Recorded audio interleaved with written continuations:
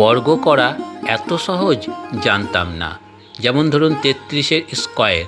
আপনি যদি 33কে 33 দিয়ে গুণ করে বর্গ করতে চান তাহলে অনেক সময় লেগে যাবে।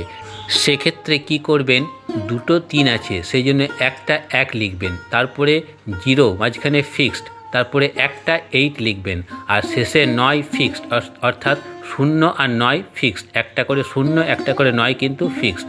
আর কটা 1 লিখবেন কটা 8 লিখবেন কতগুলো 3 আছে তার উপর ডিপেন্ড করছে। দ্বিতীয় নাম্বারটা দেখুন, 3টে 3 তার স্কোয়ার, অর্থাৎ 3 3 3 গণিত 3 3 3 যদি গুণ করতে চান অনেক সময় লেগে যাবে। সেক্ষেত্রে কি করবেন, দুটো 1 লিখবেন, কেননা 3টে 3 আছে একটা কম করে লিখবেন, তারপর মাঝখানে 0 একটা ফিক্সড, তারপরে দুটো 8 লিখবেন, আর শেষে 9 ফিক্সড।